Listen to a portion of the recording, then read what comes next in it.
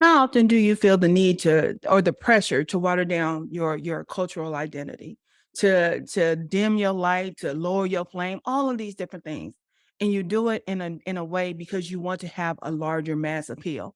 There's some shit I remember from people crossing over when music was a thing. And yeah, whatever. I'm not going there, but I know I have, especially when I became a business coach. Oh my God, that whole professional shit hit me like a ton of bricks.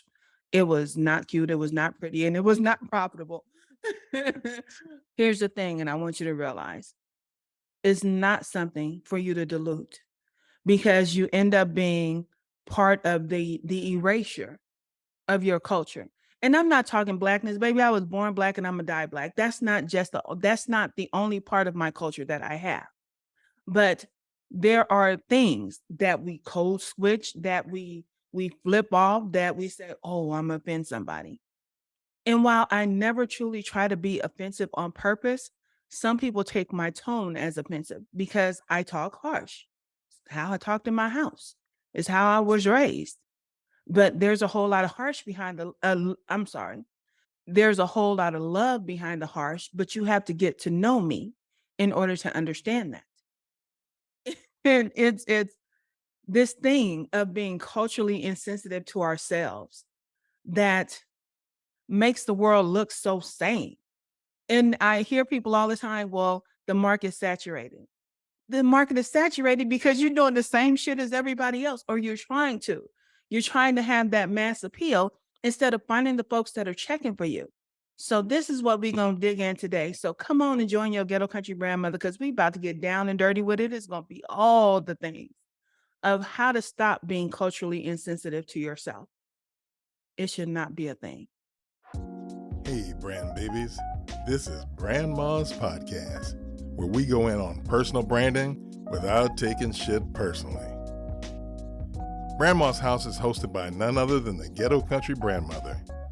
She's here to share her experience, expertise, and education in a way that takes you from brand baby to brand leader. So come on in and hold on to your bourbon because Brandma's about to spill the tea. Hey, brand babies, it's your Ghetto Country Brandmother, and I'm talking to you today about cultural insensitivity to self. And I'm not jumping on no bandwagons of Black Lives Matter or Gay Lives Matter or none of that, because culture is more than that to me. Culture are I've been through so many phases of my life that my culture is rooted in so many different things. I'm old school hip hop, R&B. I'm like, oh, I'm from the y'all gonna get shocked now. I'm from the nigga days. Okay? When nigga was a word. And we weren't so politically correct that we had to say the N word. That shit pisses me off. But nevertheless, it's my word to say. I just don't choose to say it in my everyday life. Hell, this is probably the first time I said it in years. But still, it's part of my culture. And it's not that I downplay it. It's not that I'm mad about anybody using it that's supposed to use it. But there's this cultural identity that we feel that we have to take off and put on. We call it code switching. We call it faking the funk, all of these different things, because our cultural identity is this thing that we're taught to be ashamed of when we're doing business. That we can't do business while being Black, that we can't do business while being gay, we can't do business while living our best life. Y'all, it's a thing. But tapping into something that's deeper. Part of, if you ever been to my website has black and white photos because I love black and white movies. As racist and as negatively Black as they are, I love black and white movies. One of my favorites is The Thin Man. Love that movie. But I also love black and white images of Lena Horne, of Eartha Kitt, of Nina Simone. Them were girls. Oh, they were harsh because they stood for some shit. And they did not dilute their culture, even in that day and age. So why are we so hell-bent on doing that now? Because we want to have mass appeal. We fake the funk of being something else because, you know what? Like I said, we're a little bit embarrassed about our cultural identity when it comes to business because we're told to be professional as if profession was anything other than me making money at what I do well. Me making money based on my gift, talents, and abilities. That's profession.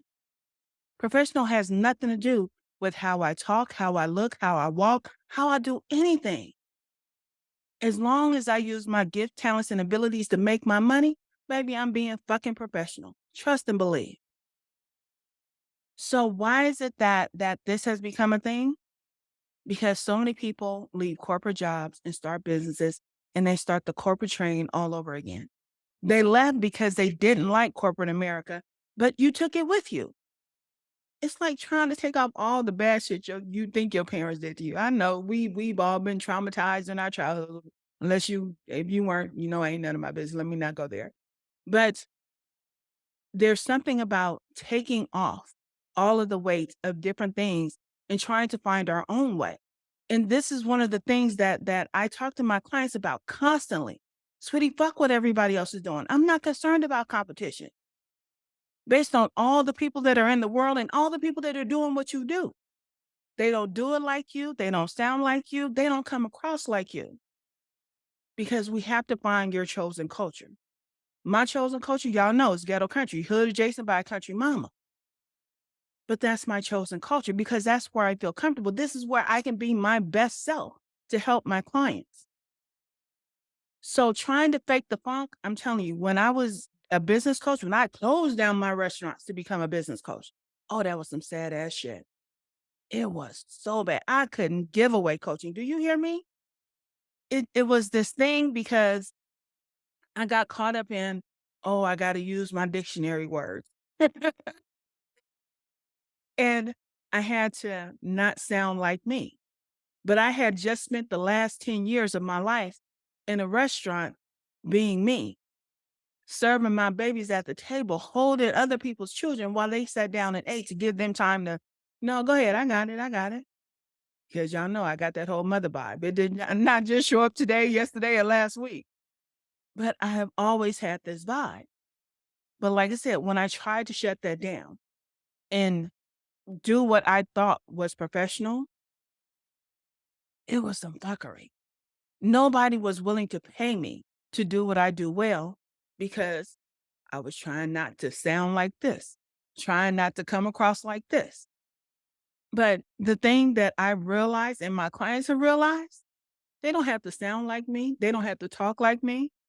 They have to find their way to be who they are within their brand and their business. Their boldest self. And so when you crush your cultural identity for the sake of making a dollar, sweetie, you're closing the door to someone else that may not have the ability to shut it down. They don't have the mentors or the access. And who's to say they want to shut it down? But because we've been told that we have to be professional, we crush our cultural identity. And we're told that, oh, you can't come in here with that color hair. Hell, you can't even come in here with that type of hair. Speaking as a Black person, and it be professional. I'm gonna take y'all back for a minute. When I started working when I was 16, my dad had his own business. He was a real estate broker and all that kind of stuff, and I started working for him. But when I decided that I had had enough of working for him, I went and I applied to an employment agency. And it was in Mid Wilshire. I don't know if y'all know LA, y'all know where Mid Wilshire is. And it was a smaller company. It wasn't like the big employment agencies. But the family, I think they were Italian that owned this employment agency. Sweetest people in the world. But I walked in there with my Jerry curl. Oh my goodness, y'all know it was drip drip and all that kind of good shit. But I walked in there with my Jerry curl. And instead of trying to send me out for jobs, they actually ended up hiring me temporarily because it was a temp agency. And I worked there for a while. And as Black people do, as Black women do, I changed up my hair. I went and straightened it out. I put some curls in it and all that kind of stuff, and I went to work. You should have saw how fast they went and started getting me job interviews. Oh, you look so cute. You look so professional. Seriously? Mind you, I'm 50. I just turned 58. I'm 58 now. And this is back when I was about 18 years old. So I've been seeing this shit for years. It ain't new to me. But now everybody's making a ruckus about it. And yay for the ruckus. Because I stopped giving a fuck a long time ago. When it used to be mandatory for women to wear pantyhose to work, I stopped giving a fuck back then too because I'm not wearing them. But it was also one of the things that held me back within corporate structure because my cultural identity was, you know what, it was taking a stand. I'm not shaving my legs. I don't give a fuck how smooth y'all think they're supposed to be. I was born in a family full of leggy, hairy legged women. I'm not doing it. But all of these things are part of my culture, and I'm sure I'm probably TMIing right now, but it's the understanding of why am I doing all these things when the person that's meant for me, client wise, life wise, brand wise, whatever, the person that's meant for me is gonna like they're not checking for that kind of stuff. All they're checking for is like, baby, how can you give me the results? I want to do this, I want to do that. Let me do this thing. Faking the funk was not an option. And I learned that when I was being a business coach, as I got my 4th certification in brand coaching, that, oh shit, I've been missing some stuff. Because understanding, especially now that I've applied it to personal branding, there is a way that you need to be bold that's comfortable for you, not based on all the expertise. And I'm not even gonna be your expert right now.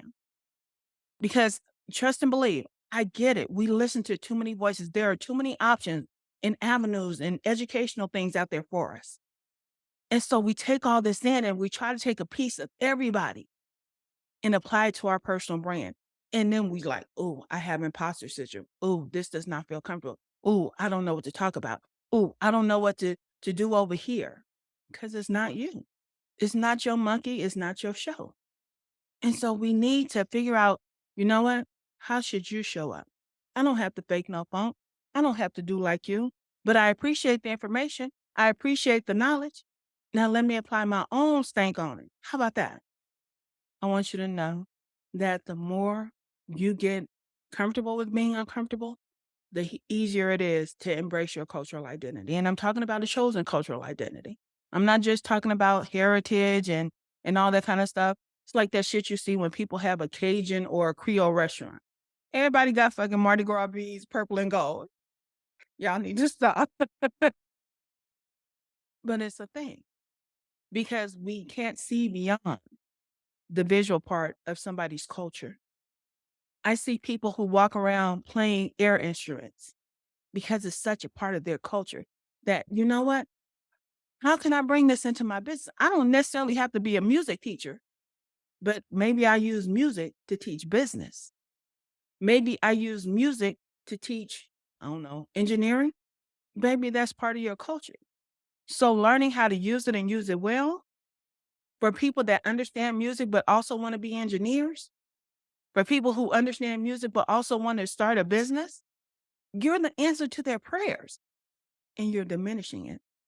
All right. Let me move on. Because I could beat a dead horse sometimes. I know I can. My husband tell me, take the fucking horn out of your mouth. It's a Miles Davis reference. Go look it up. Go look it up.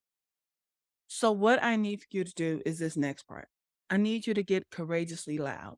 And I'm not talking about speaking at the top of your voice, the screaming and all of that kind of stuff. Be courageously loud about how you represent the chosen culture that's part of your personal brand to do the thing that you do well. Use that voice that's part of that culture that lets you stand 10 toes down, that helps you be bold as fuck to do the thing that you need to do. If you're suffering from imposter syndrome, then it's probably because you're not being your boldest self. Because you look at everybody else that has already made it and you wonder, like, how did they do it? And it's fine to know, it's great advice, it's knowledge, it's expertise. But then you have to figure out, okay, I saw what they did, but how can I make it work for me? And not enough people will go out and figure out how to make it work for them. But then once you figure it out, stop listening to other folks about shit that you already figured out. Learn to be loud where you stand, where you are. You don't have to keep going and tapping on the same, oh, well, let me go do this. That's you being inactive. That's you deciding, like, okay, well, I still need to know more. I still need another certification. I still need another degree instead of actually taking action and being loud in your shit. And again, I'm speaking from experience. Because while I can tell you about my clients, sweetie, I can tell you about myself a whole lot better. I was that person that, you know what? I didn't know how to be loud. When I had the restaurant, Neil was loud. Neil used to, even when we started our business at the farmer's market, Neil would be out there shouting, barbecue, barbecue, barbecue. That was him being loud. But it got us the attention that we needed to sell what we needed to sell. And people got used to hearing that. So when they would get to our stand and he hasn't yelled at them, and Neil, why you didn't tell me he was over here? I'm used to hearing this because it became a thing. It was his thing. And so you being courageously loud is about that thing that you do well. And it's like, well, everybody else is doing the same thing, but what is your stank that you put on it? What is the cultural identity that you can embrace to be bold enough to be different from everybody else? Because I promise you, there is nothing new under the sun. Even in my process of how I do strategic personal branding, it's not like anybody else's, but it's taken from pieces of what other people have done. I just learned to put it together a different way to help my clients the way I know how to help them. Because I want them to be courageous. I want them to be respectful. I want them to be fucking respected for showing up in their boldest self. So being courageously loud, sweetie, is not a place of arrogance. It's not a place of ego. It's a place of, you know what? I can talk about this 20 different ways and still not get tired. I could talk about personal branding all the time. Y'all just see my husband when he's sitting across from me glazing over because I love what I do now. And so while I'm introverted and I'm insecure and all those things, baby, don't get me started. You start telling me shit, I have to shut myself up so I don't give you shit for free. Sister got to get paid. I got bills to pay. I'm trying to make my husband a trophy husband. Y'all know that. But being courageously loud about one of my clients, her thing is policies and procedures. Everybody and their mama think that's fucking boring. But oh, she could talk about it for days on end. And I'll listen to her because she helps me write my policies and procedures. Being authentically, what's my, being authentic. Let's just go there. That's the ratchet sage right there. And her thing is like, how do I show up and help my clients show up as their authentic selves with their unique, rare solution, which is her process. There's all these different places where you can stand and stand boldly, and you will not move just because people find this boring. Oh, everybody is authentic. Some people, yeah, no. She does it and she calls it the ratchet sage because she's gonna bring all the fire. She's gonna tell you your ass is ashy. Come get this lotion. That's her. And Cass is gonna tell you, you know what? You can say what you want on the outside. I see your internal community and they are not happy. Your policies and procedures are fucked up and no, Cass does not cuss. So that's my translation for her. But your shit is fucked up and your internal community is not happy. So this is why you keep having this turn rate. This is why you keep doing this. This is why you can't enforce the policies that you have because they're shit. So there's all these different things of where you can be loud courageously without having to raise your voice. How about that? Oh, that was some hot shit, wasn't it? Yes. Yes, is a thing. And then next, I want you to, you know what, beautify the hate because that's what you're most afraid of. You're afraid of someone hating on you. And this has come from a person that reads comments and have palpitations. Hell, even I don't know what it was today. When I got ready to do this podcast, I started getting anxious. I have no idea why. My husband was telling me the other day, I wish I could just talk like you do and not have to, because my husband, he's not a talker, he's not a conversationalist. But he will sit in the room with you and drink some bourbon, watch some football, do all the things. We ain't never got to talk. But when you when you when you find a way to beautify the hate because you're not afraid of it, sweetie, it takes the power away from all the haters. They can say what they want to say. I learned that late in life. And even when I started stepping out on my own, as long as I was pushing Neil in front of the camera in our previous business, as long as he was doing the TV stuff and they didn't ask me to go, I was cool. It took, I forget whatever, where they finally got my ass on TV. And I hate, well, no, I don't hate Man Fire Food. That one was okay. Um, R- Mooking, I can't think of his first name. But Mugen, he was cool. Dude was cool. But when I saw myself on the Great Food Truck Race, oh, I hate that show. Bad enough I look fatter and pink than what I want to look, but that was not a good experience for me. But now, if someone came along and asked me to be on TV, I don't have the same insecurities about it. Whereas before, when Neil first got asked to be on what Barbecue Pit Masters, I'm not going. I was afraid of the haters that would see me and would say something because I don't like confrontation. I really don't. I may fight when I need to and when I have to, but I really don't like confrontation. I get blinders on and my ears get hot. It's not cute. It's not cute. But I was afraid of the hate. Even being ghetto country, I was afraid of the hate, which is why I tried to be professional when I became a business coach. There was fear all up and through. And so the only way that I could alleviate that fear, sweetie, I got to put it out here on Front Street. And that's where ghetto country started becoming part of my everyday within my business. Because otherwise, I'm giving you all the power to hate on me and hold me back because, oh, I can't talk like that. Oh, I can't say it like that. What's the big word for that? I had to beautify the hate. I had to take back what they were using as a weapon and use it as my power. Even like when I talk about being the empathic bitch, bitch goes back to my college days, my first college days when I went straight out of high school. Everybody thought I was a bitch, not realizing that, you know what, actually I'm insecure because I'm tall, I'm skinny. Yeah, I was skinny back then. But all these things. So I didn't talk a lot. So people consider me standoffish, stuck up when I'm anything but. But because perception is what it is, I got labeled that. So now I beautified that hate. You know what? I will own being a bitch. Even when I hate using the word dating because I don't think what I did ever was dating. But the dudes that I messed around with, put it that way. Even back then, when I wouldn't give a dude my number, being called a bitch and all the things. Or when you stand up for yourself, being called a bitch. And this is for women, because mostly is dudes calling women bitches because you can't stand her standing on her own 2 feet. You can't handle someone saying, oh, well, no, that's not acceptable. When it comes across from a dude, oh, it's all gravy. But when women do certain things, they get labeled bitches. So you know what? Yes, I'm that empathic bitch. I'm a carer until I don't give a fuck. And then I'm going to tell you where to go and how to get there. It's a thing. But even in all of that, beautifying the hate of being a bitch, of being ghetto country, of being raised hood adjacent, of having a country mama that I could go even deeper about.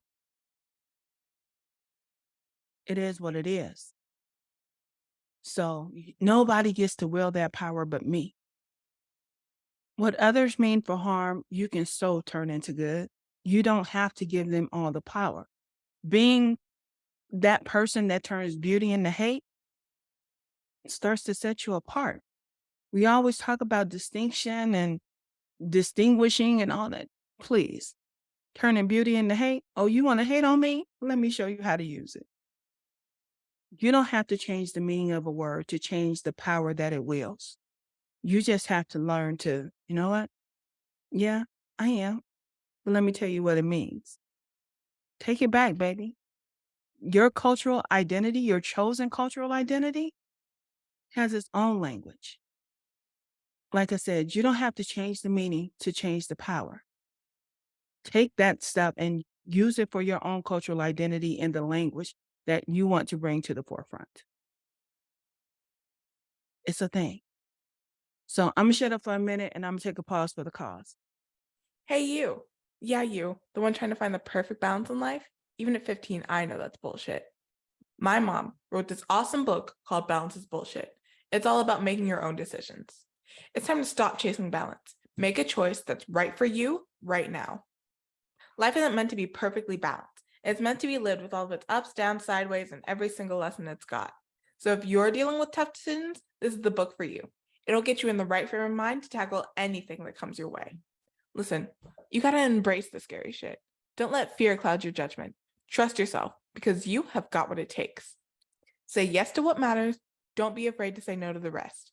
Do yourself a favor, check out Balance is Bullshit by my mom, Phyllis Williams Trotter. It's relatable, honest, and it'll make you think. Trust me, I would know. My mom is raising me to make my own decisions, and this book is like a high five from her to you. Make your own decisions and live life on your own terms, because balance, well, that's just a bunch of bullshit. Thank you so much for listening. Now go grab that book, dude. All right, fam, I'm back. And I want to, that's what I'm gonna lean into next, is talking about fam. Now, I call my clients fam. They are my brand babies. It's a whole thing for me because family is very important to me. And while I do have that standoffish attitude because I am an introvert and all that kind of stuff, it does not mean that I don't like being around family. But the other thing is that when you have this cultural identity, this chosen cultural identity, your fam finds you. It's like, oh, they're speaking my language. Oh, they're talking to me. I actually got an email from someone this morning that just, you know what, it just so resonates with why this is important and why various voices are important, not just mine, not just whoever you follow and all of the experts or the people that have made all the money, but sometimes it's the everyday people. I hate when causes are brought to light only because it's happening to a rich person or a celebrity or something. It's people dealing with everyday shit that stuff is happening to, but we only hear about it once it affects somebody with means. And that should not be a thing. Collectively, voices should be louder than one voice. But unfortunately, we give more meaning to the one voice because they have dollar signs to back it up versus a whole collection of people that have the same issue. Okay, so I want to read you guys an email that I got today. And I'm just going to tell you his name is Mike. I'm going to give you his last name, but he sent me an email this morning based on the newsletter that I sent out yesterday. He said, "Hey, Brandma, what's crack-a-lacking? Your email was right on time. I was ruminating within myself after rereading an email I sent to a white-owned establishment with a number of Black employees, and I found myself stating, I was born and raised in South Central Los Angeles, the home of the Crips and the Bloods. I've been running from the police since I was 7 years old, not because I was a criminal and or had done anything wrong. It was normal life in LA. I said some more pertinent things so that they could get a full understanding that I am an intimate expert on aggression. So thank you for your email." And it's like, okay, if I was still trying to be that professional that didn't speak from a place of power based on the voice that I use of being ghetto country, which is part of my cultural identity, then this baby never would have had somebody to make him feel validated. Not that he needed my validation. It was just that, you know what, I'm not by myself. And so when you speak up based on your cultural identity and your fam finds you, it's saying, I'm not by myself. And I said once when I was doing Chris Doe's podcast, and I was telling people, Gary Vee can say fuck all he wants to. And it's okay, it's a thing. But when I say it, I'm being ghetto, but you will crawl over my ghetto ass to go hear Gary Vee say fuckity, fuck, fuck, fuck. For real. It's a thing because it seems as if my cultural identity is less important than his. And that's based on everybody's perception and all that shit. And I really don't give a fuck about perceptions anymore. How I perceive myself is more important. How my clients perceive me once they work with me. Not when you're considering working with me, but once you work with me. Baby, I'm gonna be true to this. I'm not new to this. I'm deep down, it's all the things. So finding my fam. I was talking, I think I mentioned this in the last podcast, or I mentioned it in an email or something. I don't know. But I was talking to someone and I was saying how I probably will never have the numbers that a lot of influencer type experts have, only because I'm not trying to get the numbers. Because of how I do my work. My work is Branding University only takes 10 people at a time. And they're with me for 9 months to a year if they can stick it out. I don't hold them hostage. I don't hold them to no contract, because if I hold you to a contract, I'm gonna have to sue your ass to get my money. And it's not that serious to me, because who's for me is for me. So how I run Branding University is me finding my fam. So if I only do this work for 10 people throughout the year, and once you leave, I'm trying to fill your space. If you didn't stick with me, that's fine. Because I said, I'm not holding you hostage. But the thing is, as long as you're here, can't nobody else get in. Once those 10 spaces are filled, sweetie, my fam is big enough. I tell people that people always talk about my circle. My circle is a dot for people who get up close and personal to me, because I know everybody can't handle me, and I know I can't handle everybody, because a lot of folks get on my fucking nerves. I love y'all to pieces, but you still get on my fucking nerves. I'm just gonna be real about it. But there are other people who want to reach 100,000, who want to reach 1,000,000, who want the blue dot, the blue check, the blue whatever. That doesn't mean anything to me. What means something to me is that, you know what, I have impact at my pace.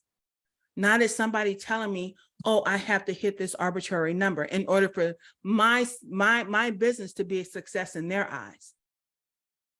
My successes are based on my clients. When my babies do something great, oh, I am fucking cheering. I tell them, if I got on lipstick, trust and believe, I'm trying to get it on my ears. I'm grinning so hard for you. Because I want that type of relationship with my clients. I also get, you know what? You're trading time for money. You're fucking right, I am. But my prices are such that I don't mind. Because I'm not trying to do a one-to-many. I'm not that person. So being able to have the fam that I want based on my terms, I tell my daughter all the time, my daughter's not an only child, but she's the only child in our house. Her brother is far away and much older. But the thing about it is, I tell her, when you have to choose your fam.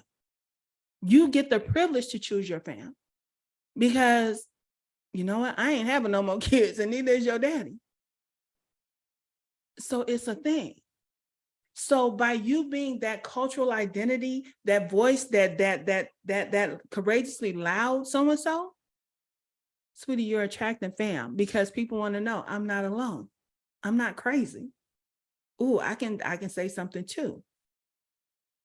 So leading that charge may be an uncomfortable place, but your fam is waiting on you, because not everybody was meant to lead this thing.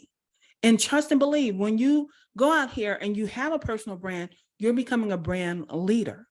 You're leading not only the brand so that you can sell some shit, but you're leading the brand for when you hire people and they want, you know what, we need a leader.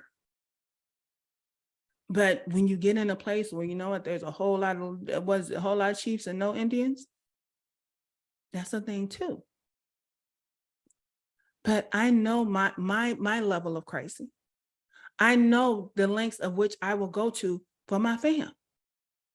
Because trust and believe, I will come after somebody over my fam. That's how I was raised. So when I say ghetto country, being raised hood adjacent by a country mama, my mama taught me to take care of my family, and so did my daddy. So I take care of my clients because it's very personal. And while I don't take business so personal that they can't leave, oh, you can step anytime you want to. I would rather you not, but baby, I'm not trying to chase you down. I'm not trying to hold you hostage. I'm just, you know what, this is my fam. Once we run our course, you can come home to visit anytime you want to. You can't stay no more because you've outgrown me. And I want that for you. Sweetie, you can't stay here forever and a day and expect to grow and scale your business. I'm here at the personal level. If you need to do something else beyond this, then you need to go find somebody else. It's the one-on-one for me. It's the let me watch you go through this, but you don't have to go through it alone. All my shit is done with you, not for you. Not DIY and then go get my book. No. My hands-on, sweetie, my fam, I gotta be hands-on. That's my trust factor. But I'm also trusted because you know what? She ain't trying to keep me. I can leave whenever I want to. Like when they tell you that you have to have some type of guarantee, a money back guarantee, your money back is that you don't have to show up next month. If we've gone as far as we can go, it's time for you to leave home. This is Grandma's house, not jail. And so being able to have that level of relationship with my clients makes it different. My clients ask about my husband and my child. They're allowed to, because on some level, they've either seen them, heard me yelling at them, something, because we're sitting across from each other virtually. We're working, and somebody will knock on the door, and Neil is bringing me a plate. Morgan is asking me a mom question. One of my clients sent me an email, because he sends me an email every week after our sessions. Oh, it was a great session. Oh, this was great. Oh, I love this. We on the right track. He sent me an email every week. But in that same email, he said, I hope Neil's doing okay. Because I don't know, something that happened to Neil, either he hurt his back or he wasn't feeling well, but he said, I hope Neil is doing okay. Other clients, how Morgan doing? She's fine. You want to see her? And Morgan will walk her little prancy ass in here, wave, hi, because that's my fam. That's how much I appreciate and love on my clients. For me, this is not for everybody. How everybody else runs their business ain't none of my business. But you get to do that for you. When you have this cultural identity that resonates with other people, what do you call them? Fam, tribe, community, I don't give a fuck. But those are the people who are listening to you the most. The haters are going to hate. You can't do anything about that. Hell, you walking down the street and people probably hating, ooh, look at her, them shoes she got on. Why is he wearing that wrinkled shirt? Ain't nobody want. Who cares? Who is for you is for you. And you trying to diminish who you are, like I said, to have that mass appeal, your fam will look at you like, you know what, you're not checking for us. You trying to go out there and do this for them. Not my monkey, not my show.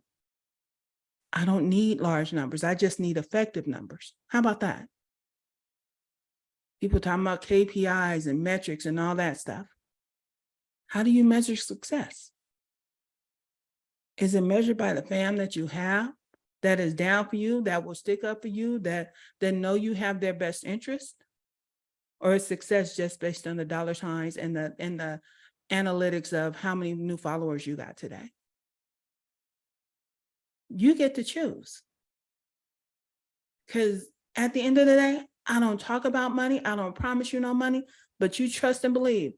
I want you to go get your money. I had someone, a new client that I referred to my graphic designer, Shadow Legacy. And I referred him over there. And so he said, he came back to me talking about they quoted me a price. I said, yeah, you can blame me for that, because I told them to raise their prices. Not on him, but just in general. So their prices are what? 10 times, 100 times more than what they were when they met me? Fucking right. Because I see the talents, the gifts, the talents and the abilities and all the brilliance that they bring, because that's my fam. And what do I get in return? More than I will ever tell you. Because like I said, while I'm very transparent, my intimate shit is my intimate shit. And what we have is intimate.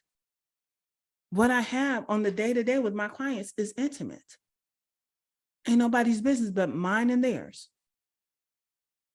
So you get to have that cultural identity that gives you that intimate family. And your intimate family might be hundreds of thousands. But you know who controls that? Or who controls how you interact with your fam? The algorithm.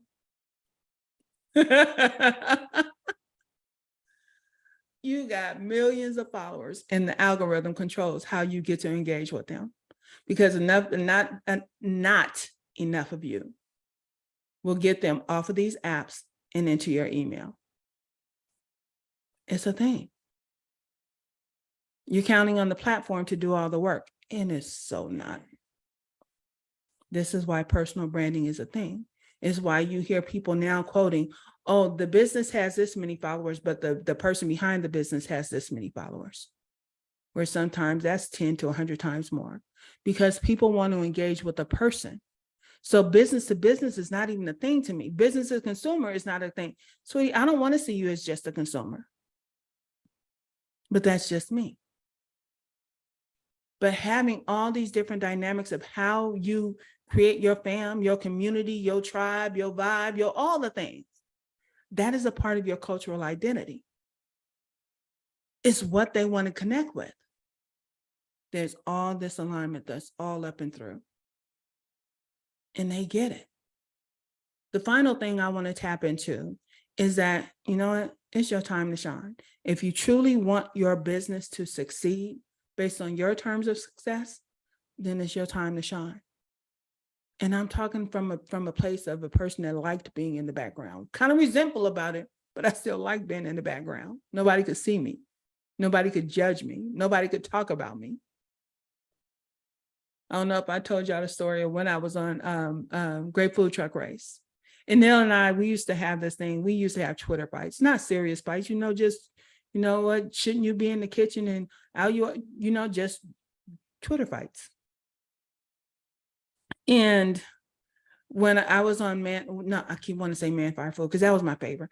But when I was on the Great Food Truck Race, one of the things that had always plagued me about being on TV is the thing that happened. Somebody came back and sent a tweet, oh, I don't like her. She's such a bitch and she bossing him around and doing all the things. And for a minute, just a hot ass minute, not even a minute, for a second, it kind of like, oh. But once I got over that second, I was like, I tweeted her back, yes, I'm a bitch. Because in my business, that's what I need to be. But seeing as how, no, I didn't go all into that. But the thing about it was, she didn't know how we work together in the kitchen. She didn't know that our business had been built on competition style barbecue. And in competition, you got to be on your shit. And so when I say it's time, it's time. When I say move, move. Because you need me to watch the clock while you do the food. But if you have never been to a food competition that has, you guys watch all those shows and what's the one, Neil, Chopped, that kind of show. Neil refused to be on that. When they came after him like 3 or 4 times, I'm like, no, you will not have my plus size husband running around your funky ass kitchen. It ain't gonna happen. I wouldn't even let him try. But the thing about it is that was one of my fears. And it's like, you know what? You've been scared all this time.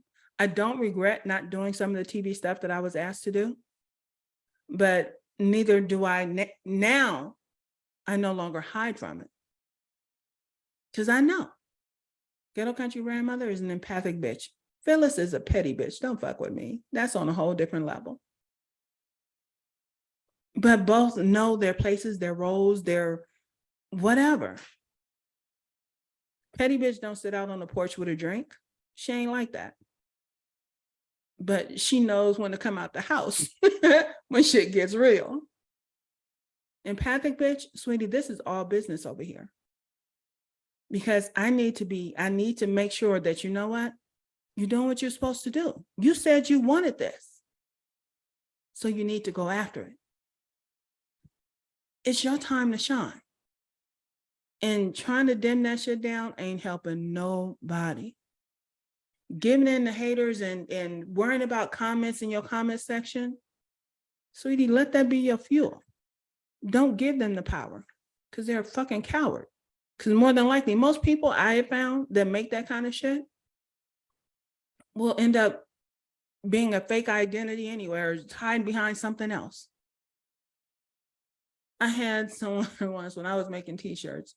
I had put something out about what was it?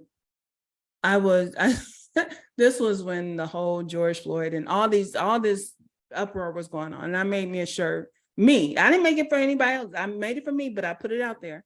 I said, I feel more comfortable around Black gangsters than I do around conservative Republicans or some shit like that. I don't even remember. I have the shirt, but I don't even remember. But I put that out. And so white trolls started going on my page. Well, how would you feel if I said white power? I was like, did you want me to make you a t-shirt? I ain't got a problem with you having white power, white pride, whatever you want to call it. I don't care.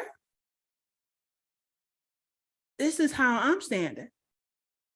And you can't make me feel bad about it. You can't make me move. When I say 10 toes down, baby. When I say ride or die, I've been rocking with my husband for 20 plus years and can't nobody make me leave him but me. And he told me the other day, I'm out of luck on that because I can't leave. But it is truly your time to shine. It is all the things. If you really want this business to work, if you want this personal brand that's going to make you stand out, you need to have the cultural identity and the sense not to be insensitive to yourself about it. Don't be indignant to yourself about it. Don't feel shame about it. And again, let me be very clear. I'm not even saying I'm going to fucking like what you choose. I'm not saying I'm going to fuck with what you choose. But baby, I respect your right to choose. That's it. You get to do all the things where you feel boldest, where you are going to make your money and where you're going to have impact. That's what it needs to be. So here it is in a nutshell. When it comes to chosen cultural identity as it relates to your personal brand, don't fake the funk. Get courageously loud. Beautify the hate. Find your fam and shine. Turn that shit up. Brightness ain't for everybody. And with that, we're going to get on out of here. So 5, bullshit happens. So suck it up. 4, your voice is important. So speak up. 3, you make the world a more beautiful place. So show up. 2, life is good. So buck up. And 1, I love you and ain't a damn thing you can do about it. So shut the fuck up. Peace and hair grease, y'all. I'm out. All right, brand babies. We appreciate you stopping by because we know you got shit to do. Just remember to subscribe on your way out and bring a friend next time. In the meantime, and in between time, stay connected with your Brandmother on LinkedIn, Twitter, Instagram, and TikTok. The links are in the description. And your Brandmother wants you to remember that personal branding is not just personal, it's also business.